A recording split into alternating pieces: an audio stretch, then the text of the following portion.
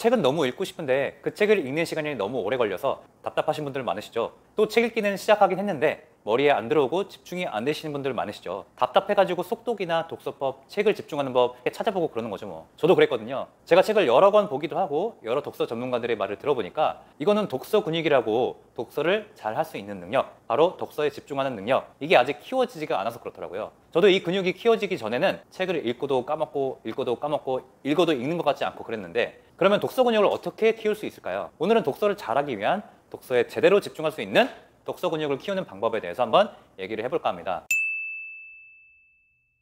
첫 번째로 손가락으로 짚으며 읽기입니다. 나보다 책을 빨리 읽거나 이해를 더 잘하거나 이런 사람들 있죠. 그 사람들의 머리가 더 좋다거나 그런 이유는 아니거든요.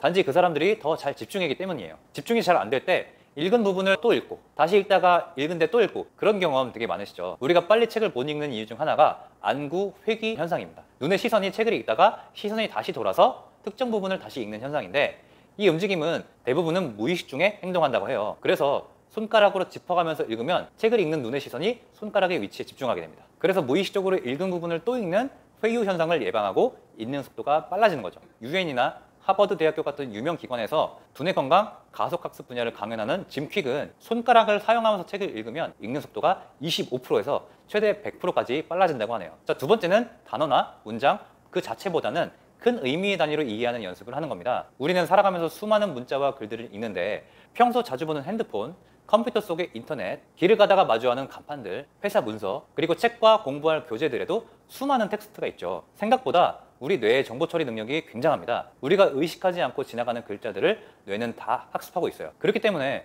속담 중에 누워서 하면 누워서 떡먹기가 생각나고, 신데렐라 하면 유리구두가 생각나듯이 묶어서 쓰이거나 함께 연상되는 단어들이 있죠. 그래서 책을 읽을 때 단어 하나, 문장 하나 이렇게 의미부여하기보다는 우리의 뇌를 믿고 문장 하나를 사진 찍듯이 넘기는 거예요. 그리고 더 나아가서는 그 문단을, 그 다음에는 맥락을 이렇게 사진을 찍는다고 생각하시면 굉장히 좋습니다. 기억력이 좋은 사람은 정보를 사진 찍듯이 이미지로 외운다는 말 혹시 들어보셨죠? 이렇게 읽으면 책을 완벽하게 학습해야 된다, 이 부담이 덜어지고, 이 말은 책에 대한 심리적 허들이 낮춰진다는 의미입니다. 그리고 이렇게 좀 쉽게 접근하면 점점 책에 흥미가 붙고요, 부담이 사라지니까 즐길 수가 있는 거죠. 이것은 저희가 독서에 집중할 수 있는 환경이 되었다는 말이고요. 그래서 그냥 손가락으로 짚으면서 눈을 손에 집중하게 하고 그냥 쭉쭉 한번 읽어보는 거예요. 자, 세 번째, 책 읽으면서 낙서하기. 우리가 단순히 책을 읽어야지 라고 생각을 하면 이미 책이라는 단어가 어렸을 때 교과서들 생각나면서 재미없고 지루하게 느껴지지 않나요? 또 수동적으로 정보를 받아들이는 느낌이 들잖아요. 그래서 좀 더 재미없는 느낌? 근데 낙서를 한다고 생각해보세요. 우리 학생 때 선생님 수업하면 뒤에서 친구들을 얼굴 그리고 교과서에 이렇게 말꼬리 잡아서 개그치고 이런 낙서 많이 했잖아요. 그리고 낙서할 때 생각해보면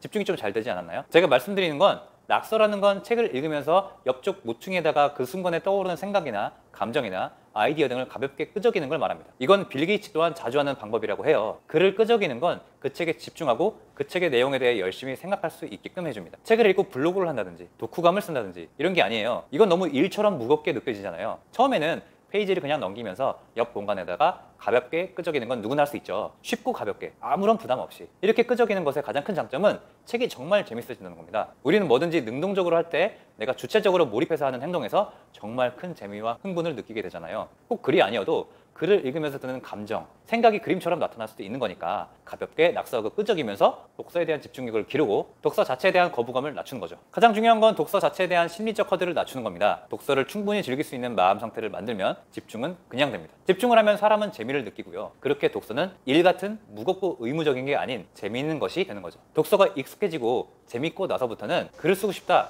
실천하고 행동하고 싶다, 이런 성장 욕구가 조금씩 생깁니다. 왜냐? 더 잘할 수 있을 것 같고 그런 자신감이 드니까요. 운동도 스쿼트를 하루에 10개씩만 100일을 하다 보면 초반에는 아무 생각이 없었는데 갈수록 어느 시점에서 좀 더 해볼까? 이런 생각이 들거든요. 독서도 똑같습니다. 저도 처음에는 독서를 정말 어렵고 무겁게 시작한 것 같은데요. 블로그를 쓰거나 독후감을 작성하거나 이렇게 의무감처럼 읽고 쓰고 실천하고 그랬어요. 뭔가를 남았지만은 제대로 읽었다는 느낌은 없었거든요. 그러면서 독서가 점점 재미없어지고 집중도 안 되고 그랬는데, 쉽게 말해서 독서 초보자가 200km 역도를 들려고 처음부터 노력을 한 거죠. 근육이라는 게 한 번에 생기는 게 아니잖아요. 그렇게 시행착오를 겪고 나서 독서 근육을 키우면서 독서에 익숙해지고 집중하고 재밌어지고 자연스럽게 흐름을 타면서 지금 이렇게 독서 컨텐츠를 찍고 있습니다. 단순히 책을 통해서 지식과 경험이 쌓이고 성공에 가까워진다는 말은 너무 뻔하죠. 여러분도 먼저 독서를 즐길 수 있는 사람으로 시작을 하셔서 고정관념만으로 채워져 있던 세계관이 한층 더 넓고 풍성해져서 새로운 세상과 만나게 되는, 그래서 더 재밌는 인생을 살아가는 여러분이 되시길 기원합니다. 평생 가는 습관을 즐겁게 만들어 강철 멘탈이들 여러분을 응원드리는